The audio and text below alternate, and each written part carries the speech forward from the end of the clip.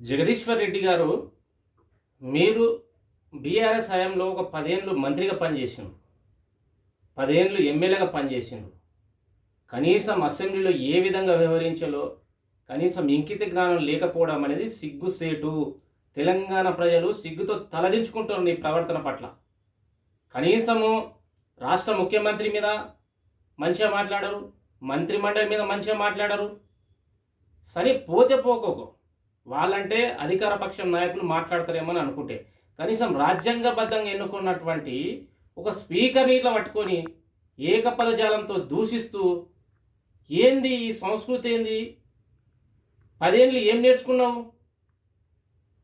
అదేనా ఈ గ్లాస్ తీసి ఆ గ్లాస్లో వేయడమా నీ పరిస్థితి? ఏది అసెంబ్లీ అనుకున్నావా, ఫామ్ హౌస్ అనుకుంటున్నావా? ఫామ్ హౌస్లో ఏమైనా చేయొచ్చు, ఏమైనా మాట్లాడవచ్చు, కానీ అసెంబ్లీలో మాట్లాడేటప్పుడు ఒళ్ళు దగ్గర పెట్టుకొని మాట్లాడాలి. ఒక స్పీకర్ని పట్టుకొని, అది ఒక దళిత స్పీకర్ని పట్టుకొని ఈ విధంగా మాట్లాడతావా? మరి పోచారం శ్రీనివాసరెడ్డి ఉన్నప్పుడు మాట్లాడలే? అప్పుడు అన్నీ గుర్తొచ్చినాయా? అసెంబ్లీ ఏ విధంగా వివరించాలని అప్పుడు గుర్తుంటాయి, కానీ ఇప్పుడు గుర్తుండవు. ఎందుకంటే దళిత స్పీకర్ కదా, ఇప్పుడు గుర్తుండవు. తస్మాత్ జాగ్రత్త బిడ్డ, మేము ఇప్పటికైనా హెచ్చరిస్తున్నాం. నీ ఒళ్ళు దగ్గర పెట్టుకొని మాట్లాడు.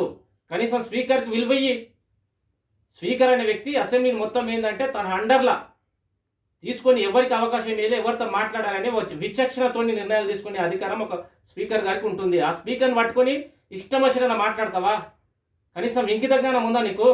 అందుకే మేము ఇప్పటికైనా ఈ రాష్ట్ర ప్రభుత్వాన్ని మేము విజ్ఞప్తి చేస్తున్నాం. ఇలాంటి సన్యాసులు సభలో ఉంటే సభ యొక్క మర్యాదలు దెబ్బతింటాయి.